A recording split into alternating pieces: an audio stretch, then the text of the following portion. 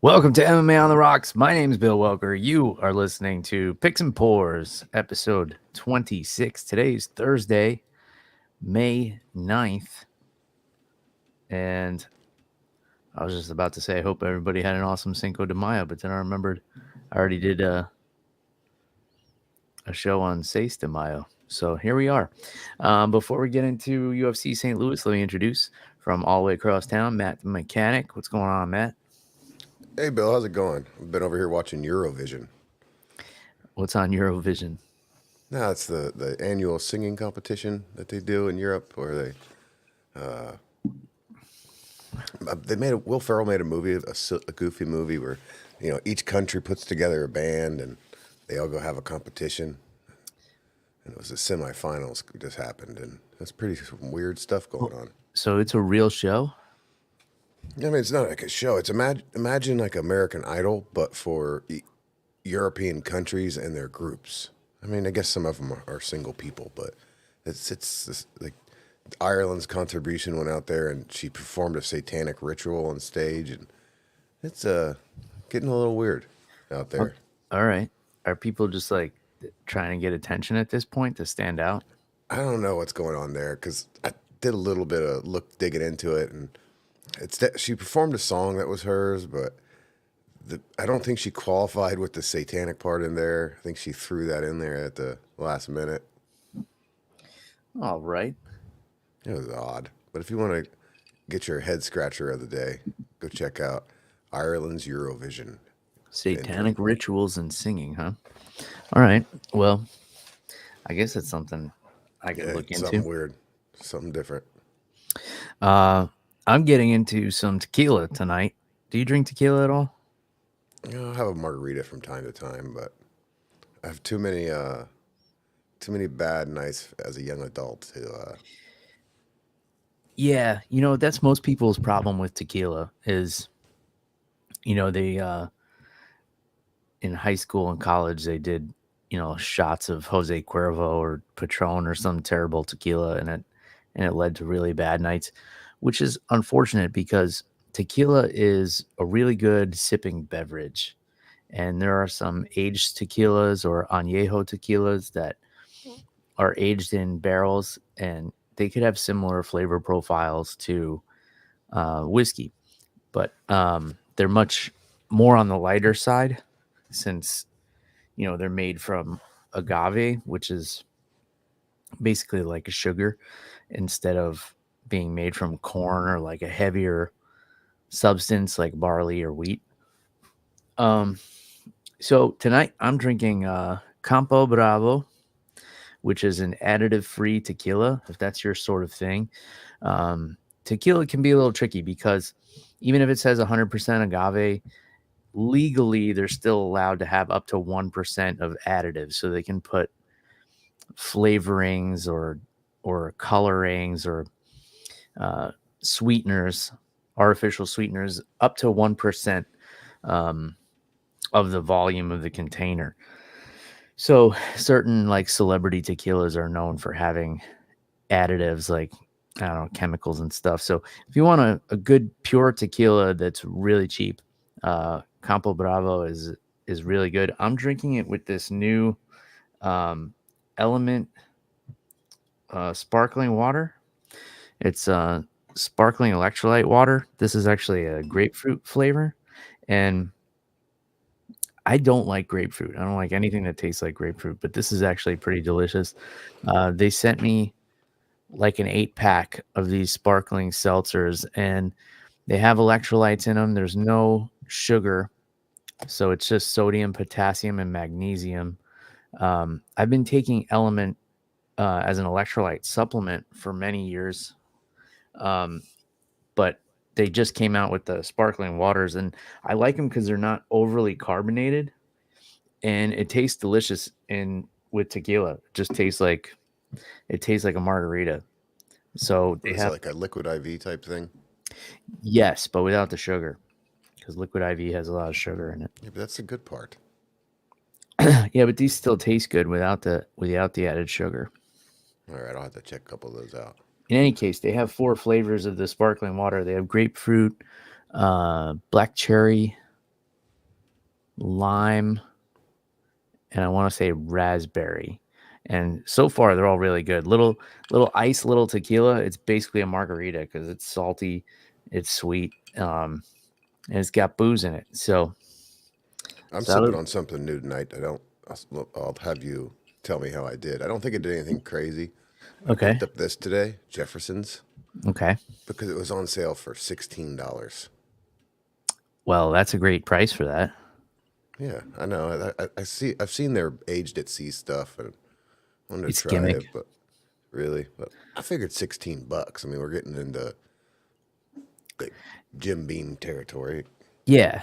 I mean, worst case, you like whiskey and Coke, so Yeah, I mean, anything for $16 you can mix with Coke and it'll taste fine. But you're drinking it straight there. What do you think about it? tastes good in some Coke.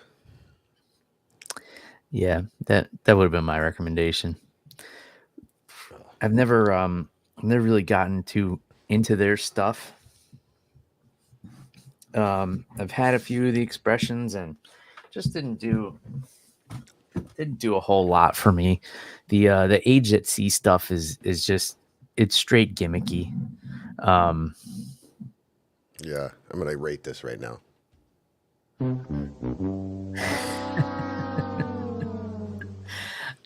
so you like Yeah, it? yeah. Mm, I mean, give it a second chance. You know, sometimes it's just like the first pour isn't always good. You know what it depends on too?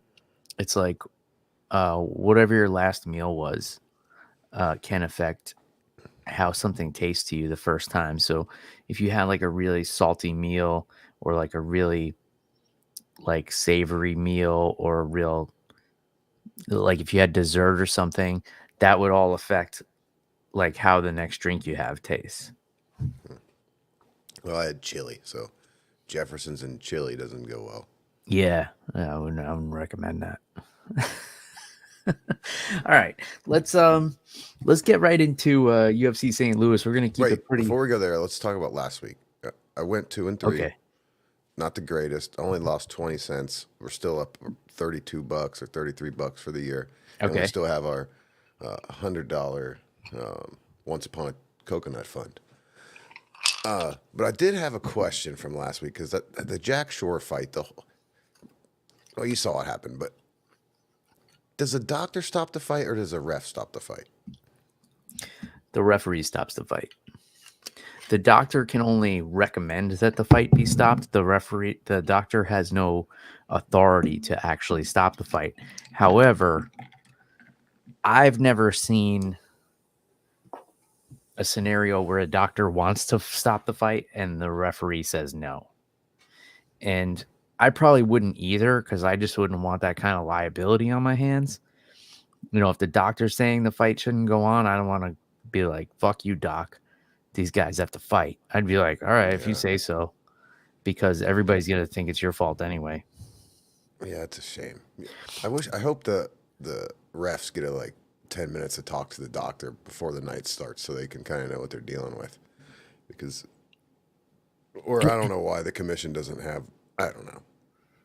Yeah, It depends, man. I've seen like at the local shows, it's crazy. I've sat next to the doctor while judging fights, and the doctor will be watching the fights, and then like a fighter will come from backstage that needs stitches who fought earlier, and the doctor's just right there, rubber gloves, syringe in the eye, stitching them up right there in the dark.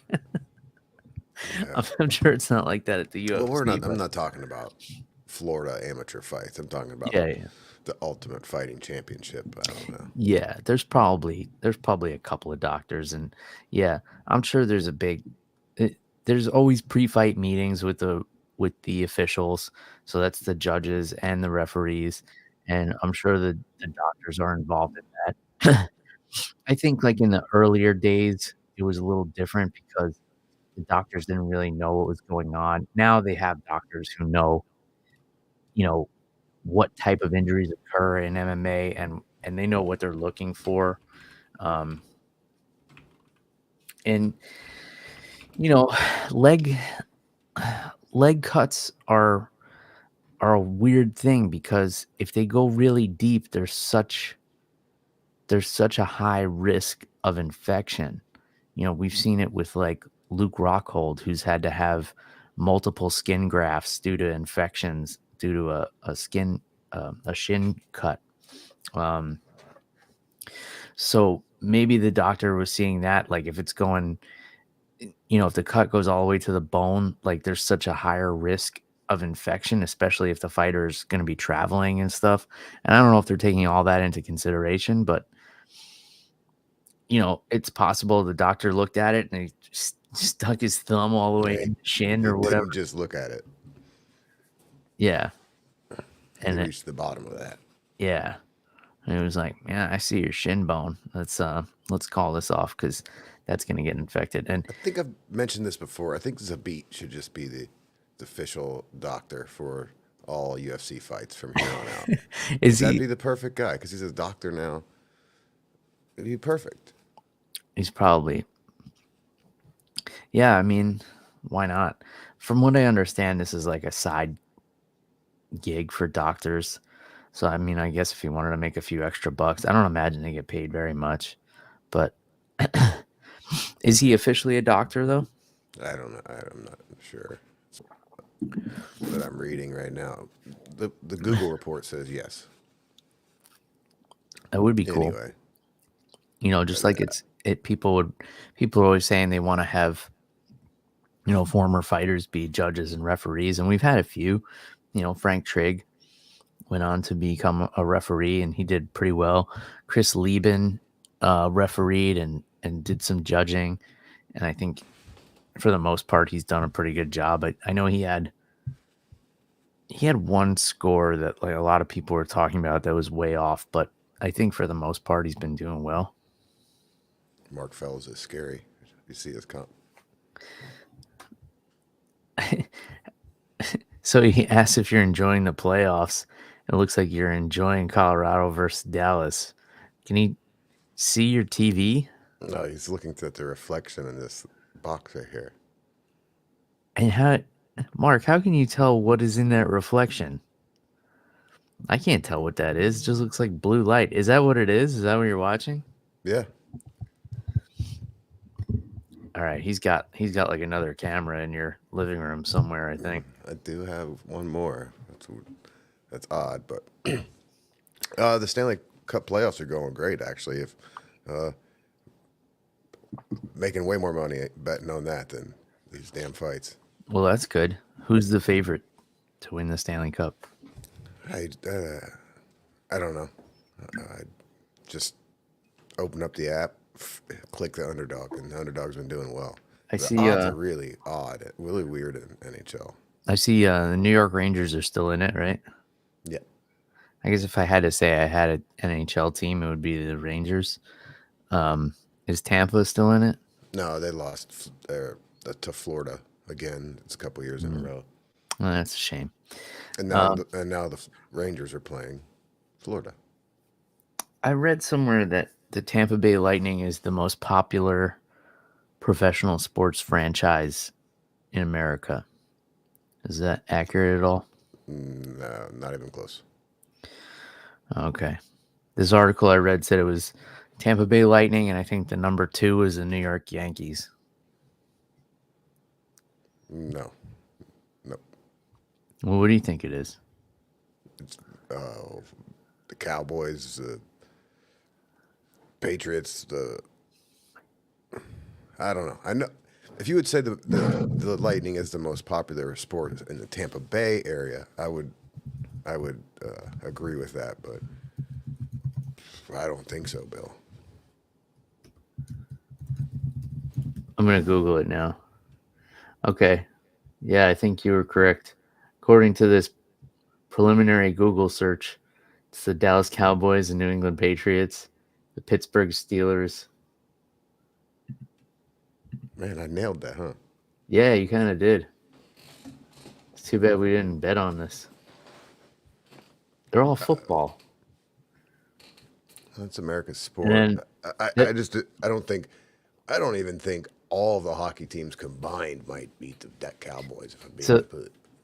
according to this website, and I don't know where they're getting their numbers from, it's just going by search volume. So that doesn't necessarily, oh, and it goes by fan attendance also. So the top 8 franchises are all football teams. Number 9 is an NBA franchise. Do you have a guess? Lakers, No. Golden State Warriors. Yes. Oh, you're pretty good at this. I know my sports ball. I don't know anything about team sports anymore. I used to be a big New York Giants fan, and I would watch the Giants games every week, but yeah, I never got into hockey, but I used to go when I was in college. We had minor league hockey when I was living in Albany, New York, and you could get tickets like right up against the glass for $8. And it's That'd be minor fun. league, so there was always fights. Yeah, we had a Toledo Storm. It was that way. It was about an hour away. They'd throw octopus on the ice. It stunk. It was a lot of fun. Oh yeah, sounds like a blast. It was. We we had And the that probably doesn't factor into college sports because franchises like the Ohio State Buckeyes and Michigan Wolverines and I mean the high, the Horseshoe, which is the highest state stadium, holds around 110,000, where I think the Lightning Stadium's 8 or maybe. So yeah, there's no way. yeah, and the Dallas Cowboys is like 125,000, No, isn't it? no, no, 80. Really? No, the college stadiums are much larger. Really?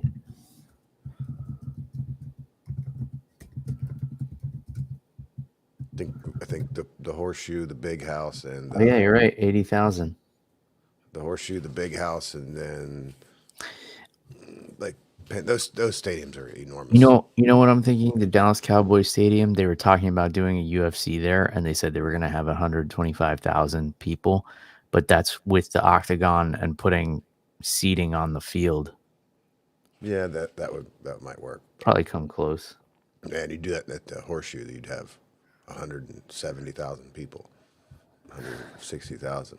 Yeah, people love that college football, man. I have a buddy here he's from Ohio, and he went to Ohio State, and I think he goes back for 2 games a year, flies up there just to go to the games.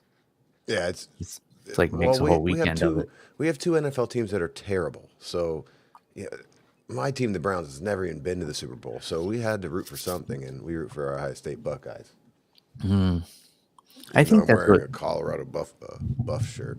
that's kind of what ruined it for me, because I was a Giants fan. I saw them win the Super Bowl twice, and I'm like, well, what now? Do I root for them to win every year? Like, Yes. nah.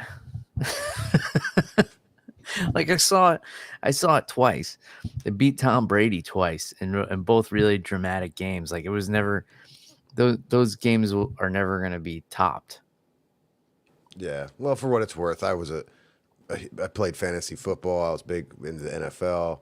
Watched not every college game, but I'd watch 3 or 4 on every Saturday. And since I started watching the UFC, if it's not the Buckeyes, I'm not watching. So you're not saying you're not missing much. It's just the excitement is much better in our chosen sport.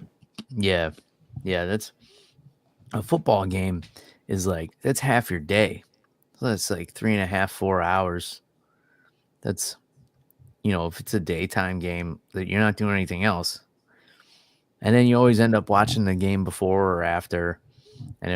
So it would end up being like an entire Sunday. Yeah, kind of like an entire Saturday But evening for well, UFC fights. so that's perfect for me, because like my wife and daughter are in bed by the time the main cards start. So I'm not really like missing out on any family time by watching sports, or I don't have to stress about missing a game or anything if I'm out with them. Yeah, and I Because guess the replayability of MMA is much. And if you miss the card, you can watch the whole thing in an hour. yeah, and a football game, like if I miss the game, like I'm not gonna sit down and watch a game that already Nope. happened. There's no chance. I would never. Even at the height of my fandom, when I was watching all the games, if I missed one, I missed it. I would just look up the scores. All right, let's talk about St. Louis here. So Yeah, St. Louis. There's a lot of interesting matchups on this card. And does the main card start with Waldo Cortez Acosta or is it Alex Caceres? Nope. Waldo. All right. Where's Waldo? All right. So Waldo Cortez Acosta against Robelis d'Espagne. I think I got that one right. Took high school French. Robelis is undefeated. Cortez Acosta 11-1. I would imagine the odds are pretty close on this one. Not really. Oh, well, what are they? Salsa Boys, which is Waldo, is plus 200 versus Robelis is minus 245. Okay, that's a bigger spread than I would have thought. So Robelis is a monster. He comes from Cuba. He's had one fight in the UFC, and it was an 18-second knockout of Josh Parisian. So here's a guy with very little experience. I mean, he's got 5 fights, all first-round finishes. He's only got like 6 minutes of MMA experience. That's it. His longest fight was his first fight. It went 4 minutes and 54 seconds. After that, 12 seconds, 3 seconds, 4 seconds, and 18 seconds. So this guy is just a murderer. But you got to wonder, like, he's not going to finish everybody in the first round. So what's going to happen when he gets to that second round? And, is Waldo Cortez capable of dragging him into that deep water? His only loss is a unanimous decision loss to Marcos Rogerio de Lima. So it's hard to, and he's got a lot more experience. It's hard to imagine Waldo Cortez getting finished in the first round so quick. So I imagine it's got to go into the second round. And then what do we see out of a guy who's never been to a second round and who only has 5 fights becomes a question. So that's why I'm confused by the odds a little bit. I would think it would be a little closer taking all that into consideration. But what are you thinking here with this one? Well, 4 of the 5 fights we're about to pick are, I view the same situation. It's just 2 guys seeing who can land first. This card has a bit, like, it could go real short. So really, a lot of these fights are just picking, like, one, I don't know enough about them. I'm just playing the numbers. I was thinking the same thing. I even think Waldo had a boxing career. Like, he has more fights than just his 12 fights. Plus 200, I'm taking him. Yeah, I mean, it's not a bad bet. I mean, I can see why Despaigne is the favorite. 5-0, 5 knockouts, all pretty quick. But he's getting in there with a guy who has a lot more experience. Waldo has a few amateur fights as well, and he's never been finished. So I would think the fight would go. Do you have the over-under on this fight? Do they have odds on that? Yeah, of course. Because I would think this fight at least goes into the second round. Given the resume of Waldo, I just don't see a quick knockout like that. I mean, I know Robelis has crazy power. 3.5. 3.5? Yeah. How's that? Wait. The over-under? Is that 3.5? How many rounds? Yeah. No, It's only a 3-round fight. No, it's a round and a half. Oh, okay. Plus 180 for over. So what do you get if you bet Waldo and the over I don't know if you can do that. Over a dollar pays $2.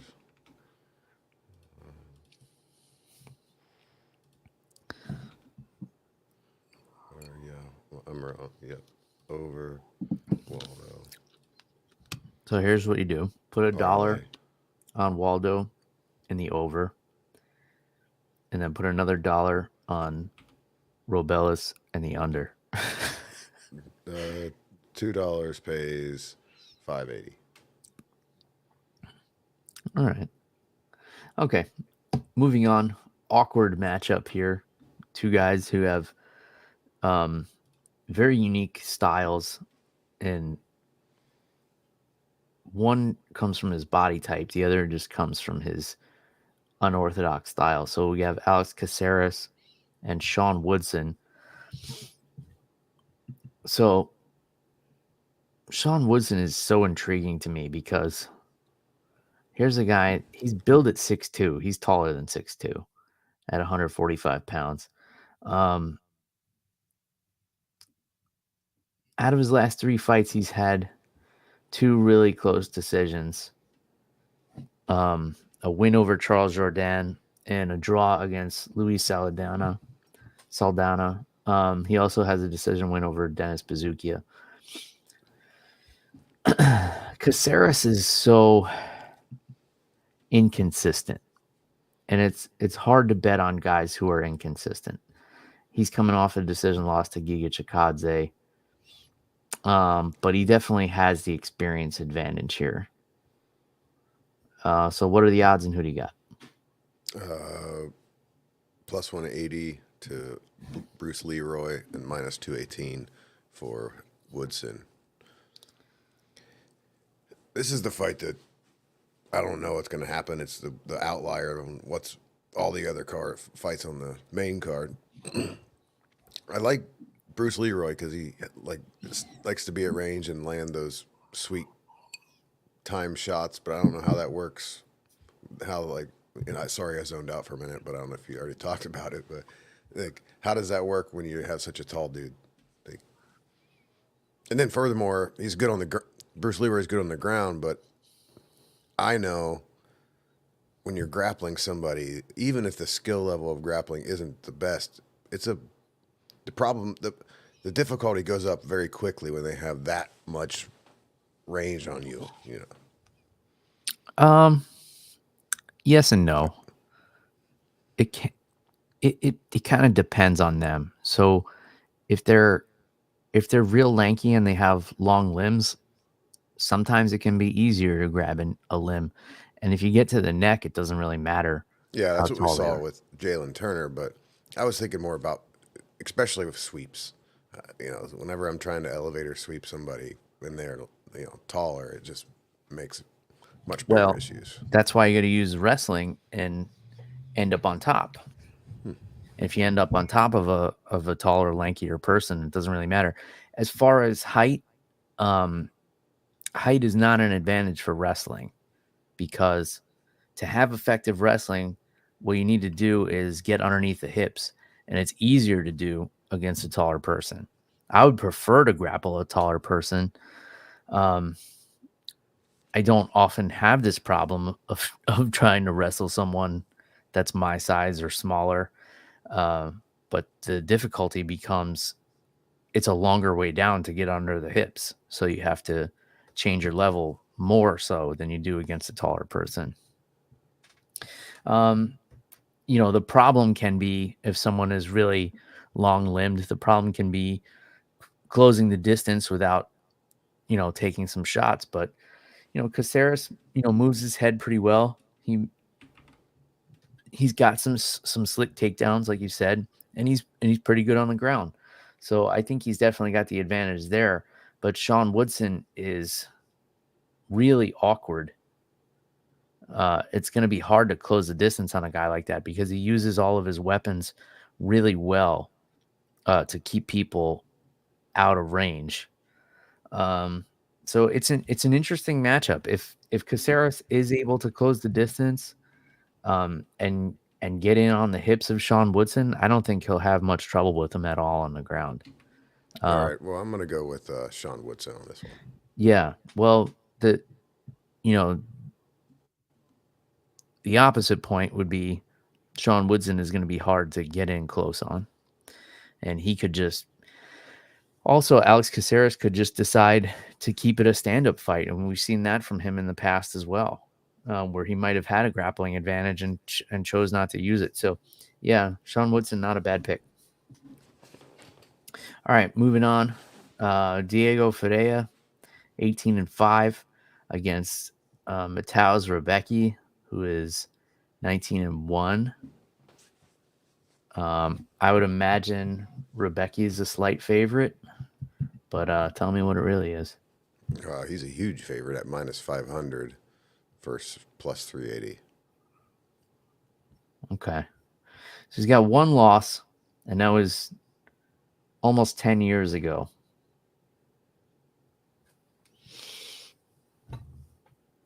And he's been on a pretty good tear. Submitted Roosevelt Roberts, but he hasn't fought since November of last year. Before that, he knocked out Loic Rodzabov. All right, so he's had 3 fights in the UFC, 4 if you count the Contender Series. Let me just see what Ferreira has been up to. Ferreira, 39 years old. He knocked out Michael Johnson in his last fight, but that was almost a year ago, May 20th, 2023. And before that, he had 3 straight losses. And now 39 years old. So he's pretty much the lamb being led to slaughter here by this Polish wrecking machine. Yeah. So I imagine you're taking a favorite in this one. Yeah, I don't know enough about these guys to change what the bet makers. I'm actually thinking about not even betting on this fight and putting moving that dollar to back to Bruce Leroy on a sub or a knockout. That's what I'll allow that. What do you guys think? Should we allow Matt to use his dollars in that way? What plus 1,200 for the knockout or plus 750 for the submission? I think the submission is more likely. Yeah, that's what I was going with. So we're gonna do that. We're gonna call that the switcheroo. We gotta get a sound clip for the switcheroo, but that's what we're gonna do. We got to get. Do you know who Mills Lane is? Yeah, of course. Mills Lane, former famous boxing referee, then became a judge, like a celebrity judge. And his famous line was, "I'll allow it." Yeah, celebrity death match. Yeah. Yeah. So get the Mills Lane clip, and I'll allow it. All right. The next one, geez, flip a coin. Alonzo Menefield and Carlos Ulberg. I think like somebody's getting knocked out in this fight, and I have no fucking idea who it's going to be. Yeah, all of my picks will be going all by knockout from now on the rest of the card. Okay, fair enough. So who do you got? I'm going to take Menefield. Tell me the odds first. Menefield is plus 225. Oldberg is minus 278. But we're going to add the booster of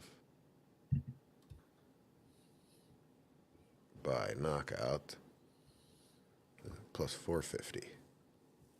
So you're taking Menefield by knockout? That's not as good as a gain as I thought. Yeah, fuck it.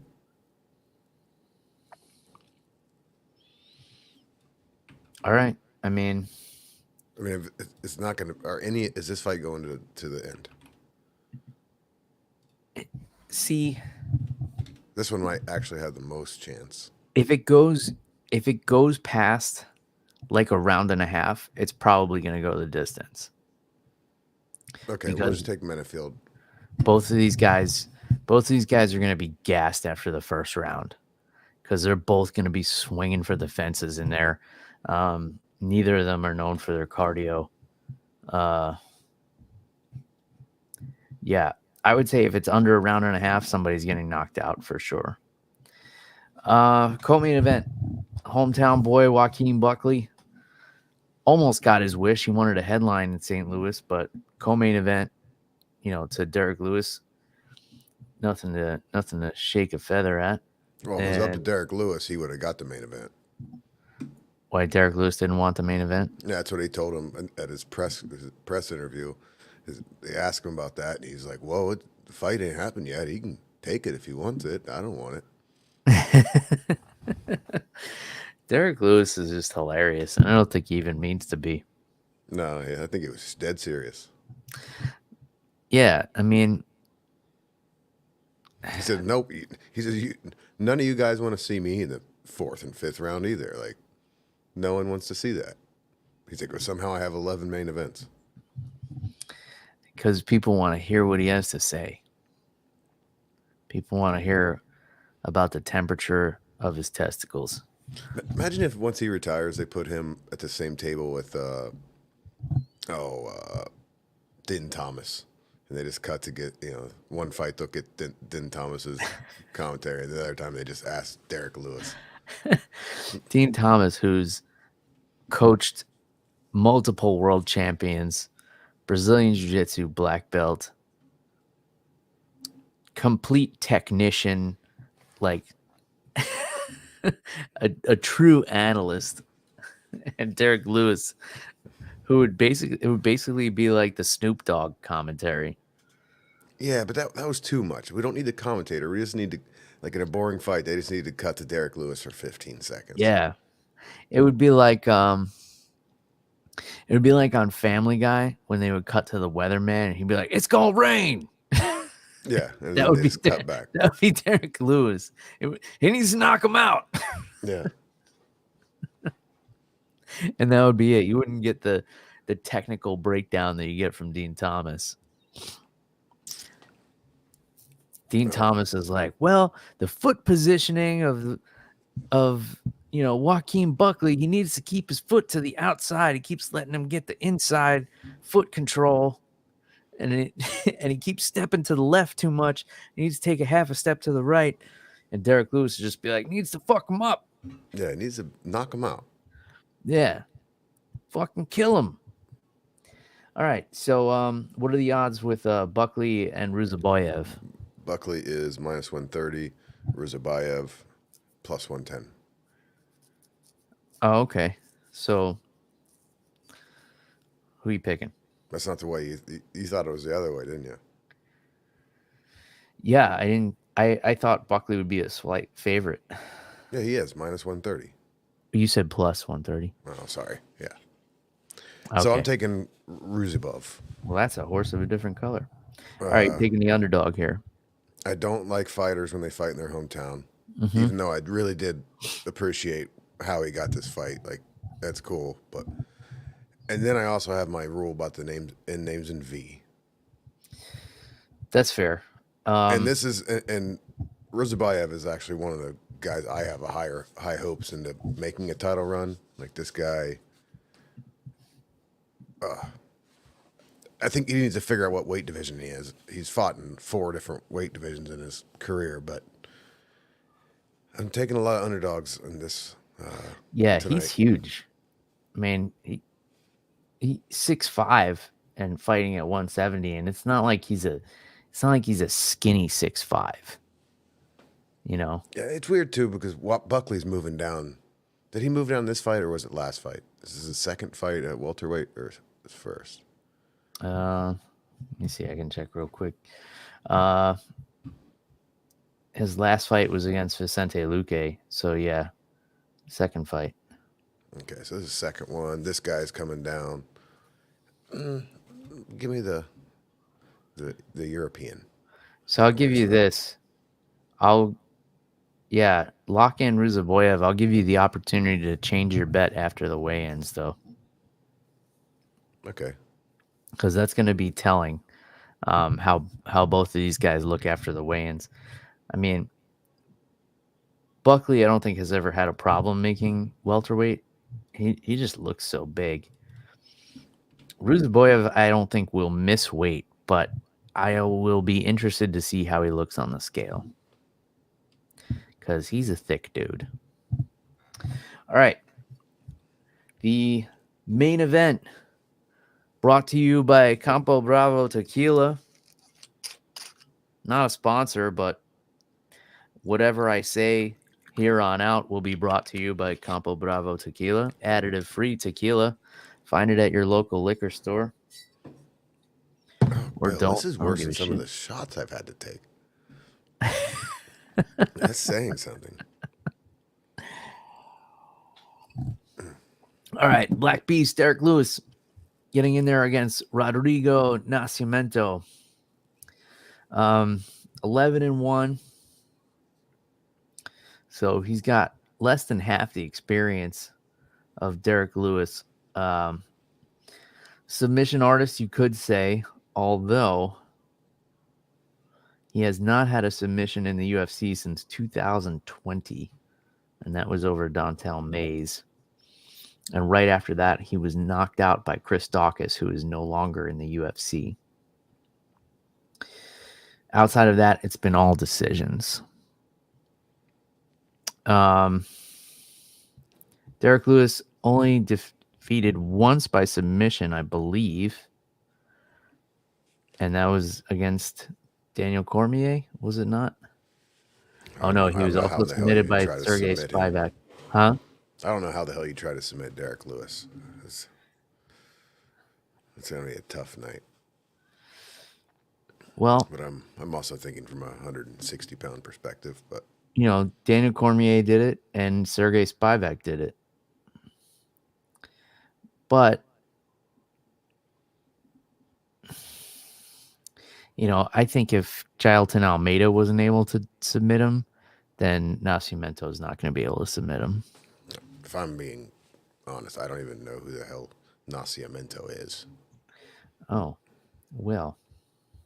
I mean, I looked him. I watched his fight on YouTube and looked at his record. I don't know. The odds are minus 162 for Derrick Lewis, plus 136 for Nascimento. If you go to Derrick Lewis by knockout, it doesn't even help you much. It's minus 135. The only way you can make some money is you start picking Derrick Lewis by knockout in the round. All right, so why don't you do that? All right. What's the thing? It's going to be one or two, right? Could be. I mean, remember Derrick Lewis knocked out Volkov with like 1 second left in the fight or whatever it was in the 5th round. Okay, the 5th round's plus 5,000. I like that number. Yeah, it's pretty but crazy. It's your dollar. 4th is 2,800, 3rd is 1,400, 2nd 600, and then only plus 180 for the 1st. So we're not going to do that. Let's go 4th. No. Okay. No. 2nd. All right. Whatever you decide, I'm here for it. 2nd. All right, Derrick Lewis, 2nd round knockout. What are the odds on Nascimento by decision, by the way? I mean, by submission, sorry. I lost my page. There we go. By submission, plus 350. Okay, so I feel like if he wins, it's going to be by submission. So I would look to hedge on that. Okay, you want to make that your pick of the week? You're 0-1. I'm more than 0-1. Well, but officially you're 0-1, and I think we should. And you get the pick of the litter here. You can think about it if you want to. We'll run over a little news. There's not much. And we can come back. We can circle back. What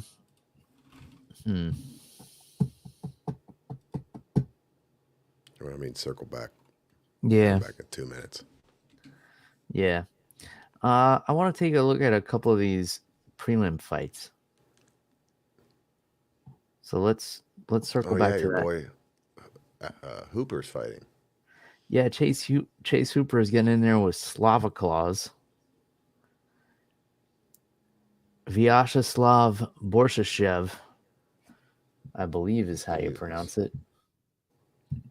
Chase Hooper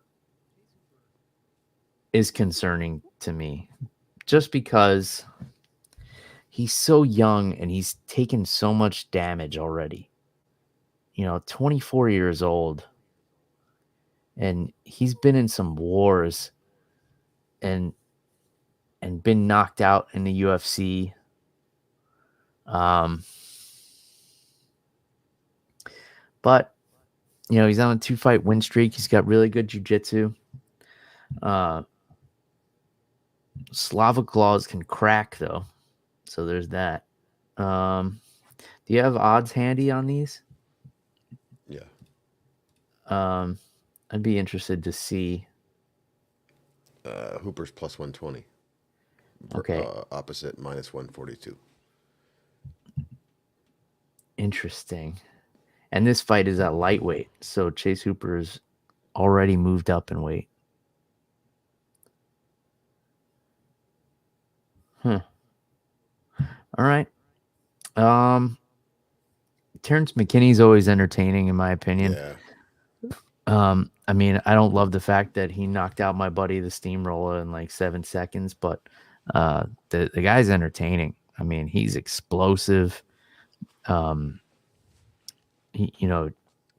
There's always a good chance you're going to see a highlight reel knockout when that kid gets in there. However, he's getting in there with Esteban El Gringo Ribovics, the Argentinian who only has one loss, never been finished. And he's coming off of a unanimous decision win over Camuela Kirk, former Billy Q victim there. So that's an interesting fight. What are the odds on that one? Plus 140 for McKinney. Minus 166. I like that. I like that plus 140 on McKinney. Yeah, that's worth sprinkling a little on. You know what? I'm gonna cancel my Bush Leroy and add McKinney and show him some love.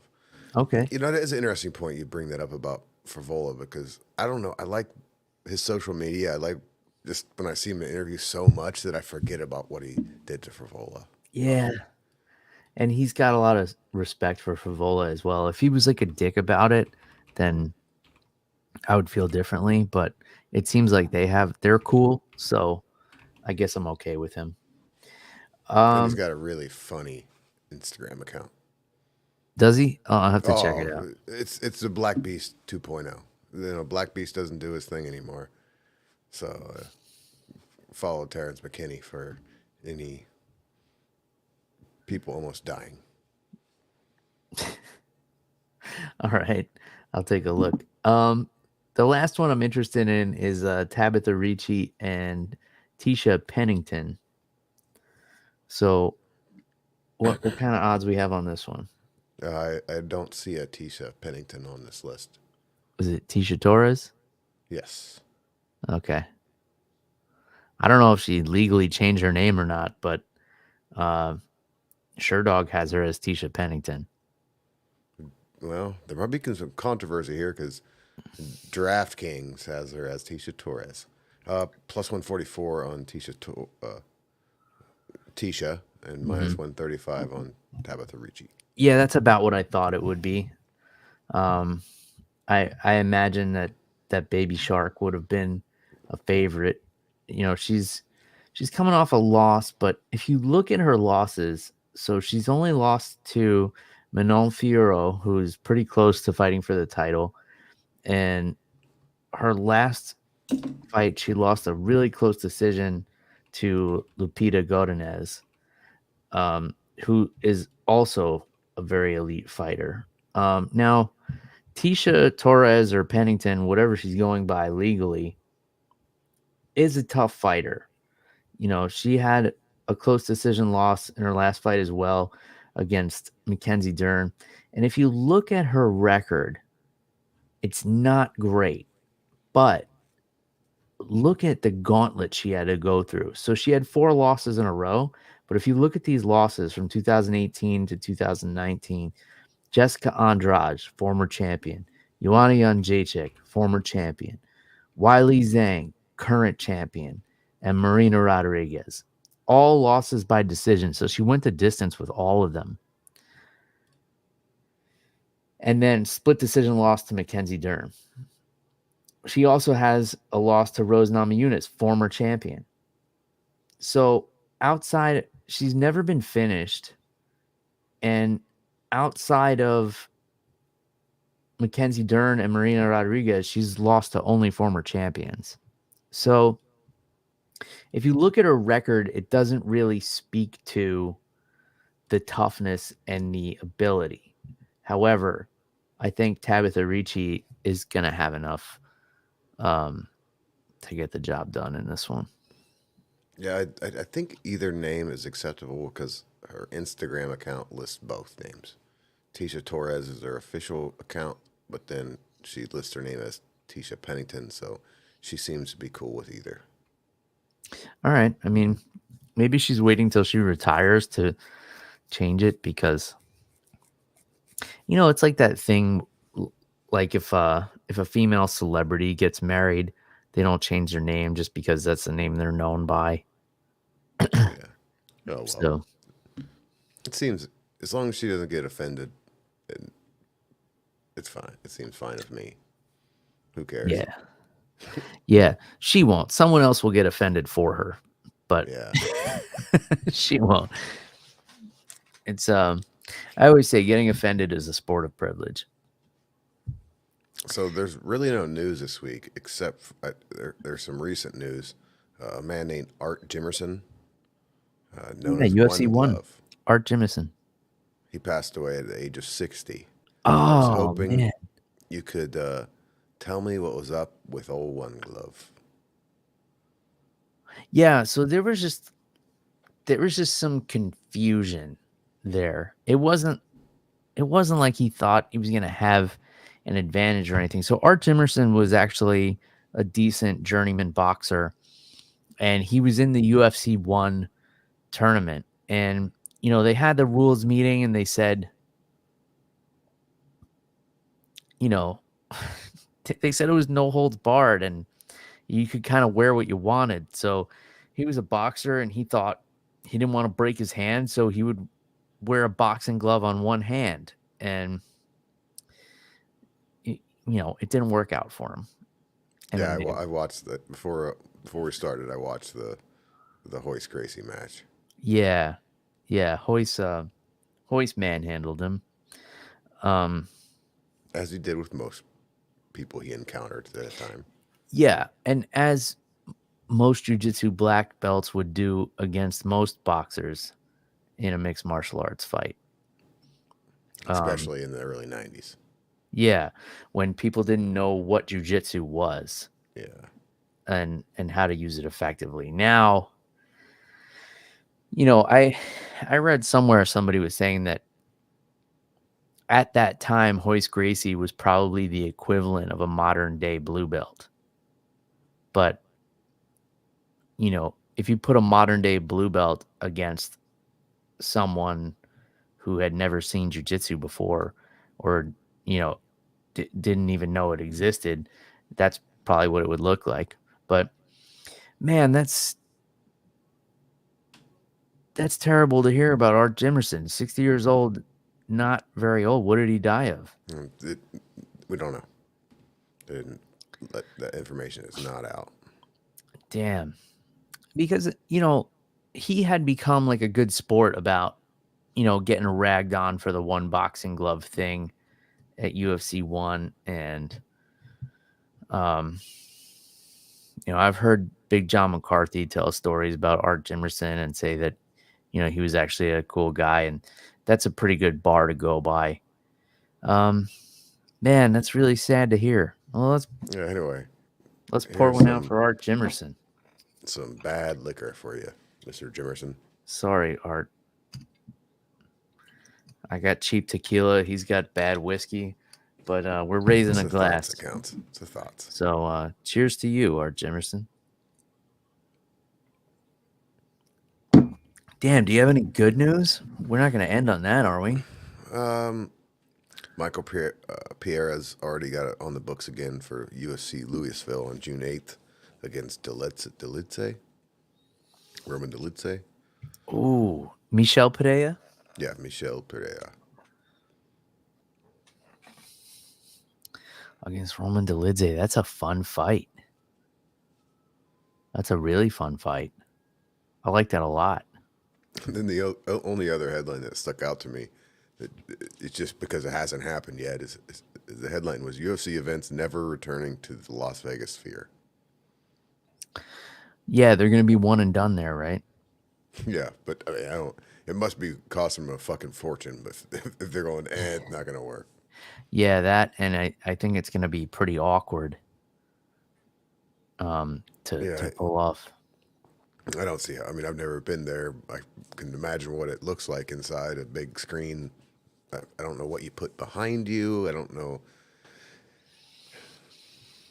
They're going to figure it out. I mean, say what you want about Dana White, but he's got vision. I don't know why I said Dana White and my phone just started recording me, like Siri picked it up. That was interesting. But he's got vision, man. So I'll end with a question, and it's a question that I asked on the episode on Monday night. You saw the roast of Tom Brady, right? Oh yeah. So my thought is we need to do a roast within the MMA community. So immediately my thoughts were Dana White would be an obvious choice and Joe Rogan would be an obvious choice. Who would you like to see roasted between those two, or do you have a third option? I think it's Dana. I don't even know if Joe would participate. He's not a roast comic. That's not his style. I've heard him mention many times that he doesn't partake in it when it goes on in the green room, which apparently is a big thing with comedians. I could see him maybe taking part in it, but Dana would be better because if it's going to be a UFC roast, they need to have fighters, and it's easier to. Well, let's be real. What are they going to make fun of Rogan? Oh, I'm sure they could find some. You don't think if they have Tony Hinchcliffe on there writing the jokes, who knows Joe Rogan inside and out, he could write some killer lines. I mean, they could make fun of him. They could make roast work because people have things to make fun of, and it doesn't. And Dana White, it doesn't take Dana White's best friend to pick things to make fun of him for. Yeah, I don't know. So you think Joe Rogan's like untouchable? You don't think people could find things to pick on him for? I mean, you could make fun of his fanny pack. You could make fun of. I don't think they would. I don't. That would be the problem with Joe Rogan, is because so many of these comedians are up his ass that they wouldn't want to say anything bad about him. And the same with the UFC fighters. Even if he had some UFC fighters on there to roast him, like, nobody really has bad things to say about Joe Rogan. Yeah, within the comedy and MMA spaces, everybody outside of those spaces has a lot of bad things to say about Joe Rogan. Yeah, but none of them are true or even funny to make fun of. I mean, I think it's so it's Dana. Is there anybody else that could possibly be? If you're trying to get huge success, it's Connor. Yeah, that wouldn't happen. Yeah, Connor would be on stage all coked up. Connor wouldn't put himself in that situation unless he approved like every joke. And I don't think so, Will. I think he's more of a sport than you think. I mean, I think if you say, "Hey, Connor, we're gonna host an event in LA and it's all about you," he's like, "All right, I'm gonna have Bugatti make me a new coupe. I'm gonna, if you entice him with diamonds and lore and it's gonna be sponsored by Proper 12 and it What might be about more fun too because Connor would be. Imagine at the end when he goes up and gets to roast everybody. If he's got his wits about him, he could do pretty well. yeah, he would come up there with loaded guns. If we're doing fighters, I would think Sean O'Malley would be fun. Yeah, that'd be fun. But Connor would be the. I mean, we're just talking the best ideas, and it would be Connor Dana. But yeah, Sean O'Malley or Strickland might be 2 or 3. They If make sure. All right, if they roast Dana, do they have Brendan Schaub on the Yes. dais? Yeah, he could host it. He can host it. All right. That would be cool. It What would be. about all right. Brendan would definitely have to be a part of it, no matter what, because he's a comedian and he can. He can take. There's plenty of things that go back on him for. Oh yeah, everybody who stood up there would roast Brendan. All right, if you had to pick a former fighter to get roasted, who would you go with? I'm gonna go with Mayhem Miller. How can you roast that guy though? Because he's just insane. I don't know. I've been paying a lot of attention to him, and I just want him to get any credit he can. But Tito Ortiz would be a good one. Tito Ortiz would be fun, especially with that. Did you see the mic drop? Yeah, he hit himself in the head with the microphone. Yeah. Fuck. He's such a fucking bonehead, man. That made me belly laugh. That was great. Mic drop. Woo. Mark Fellows says John Jones roast. John Jones roasts himself. Yeah, that just wouldn't be fun. He's not funny. Yeah, he's not funny. And it would be too easy because he would get so pissed. Like even a Patty the Batty would work better than John Jones, in my opinion.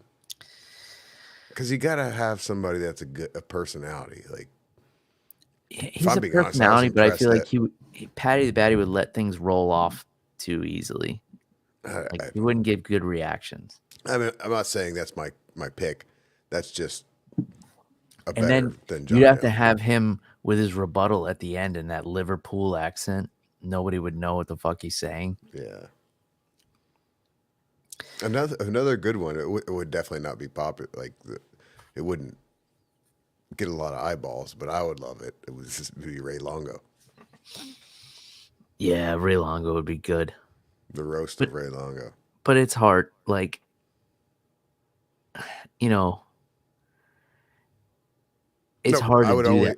I would only want to see that if it was with his fighters doing it. Because the thing with the roasts, in order for them to work, people have to be punching up, right? Like you have Tom Brady and you have football players who were less successful than him roasting him, and comedians that a lot of people aren't familiar. They're not A-list celebrities, so they're all punching up. If you have Ray Longo, you have a 60-something-year-old man who's just coming off a hip surgery, who's not really well known outside of MMA or elsewhere, and then you have a bunch of people making fun of him. That doesn't work. If it was all his teammates, it would work. Maybe. But like I said, that's more. You're talking about a smaller. So the way they used to do these roasts, they used to go on regularly, but only like the big ones would get televised. But they would do smaller ones. I would love to do a roast. If anybody out there has connections to get me invited to one, yeah, I would live for that. Speaking of the roast, Mark Fellows asks, Bill, as an MMA coach, have you reached out to Giselle via DM this week? So I did enjoy all the jabs at Tom Brady for like, why'd you let your wife start doing jujitsu? And we're all well aware of the sexual predators that are involved in the jujitsu community, or at least people who do jujitsu are. Anyway, I feel like this goes on at every jujitsu gym in the country. But yeah, I mean, whatever, she got her purple belt out of it. So, and what'd she get it in 2 years? Yeah. I should DM her too, just figure out how that works. Yeah, how'd you get that purple belt, Giselle? Well, she is Anyway, Brazilian, so it's in her DNA. yeah, that was actually my favorite joke of the whole roast. Which one? Now I know why Dana's here because he knows how to screw a Brazilian out of half his purse. That one was pretty good. Yeah. All right, Bill, I gotta go. All right. Well, the rest of you can go to reaper1.co and grab yourselves some MMA on the Rocks merchandise. We have over the top, under the influence t-shirts, tank tops, and hoodies. As always, the direct links to all three of those products are right in the show notes. You can use the promo code MMA Rocks 10, save yourself 10% on your entire order, whether you are buying our merchandise or not.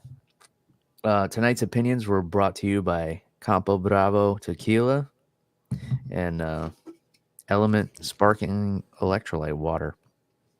So the two of those combined, pretty much an instant margarita in your mouth. So go forth and enjoy those. Enjoy UFC St. Louis. And I will possibly see you guys on Sunday, though it is Mother's Day. So it kind of depends on what the wife wants to do that Take day. it off. Well, it depends. If she has a really good day and goes to bed early, I'll do an episode. Fair enough. Because if that's what she chooses to do. But if she wants to hang out on Mother's Day, we're hanging out. If I don't talk to you all, a very happy Mother's Day to you and all of your mothers. That's all we got. So until next time, cheers, everybody. Goodbye.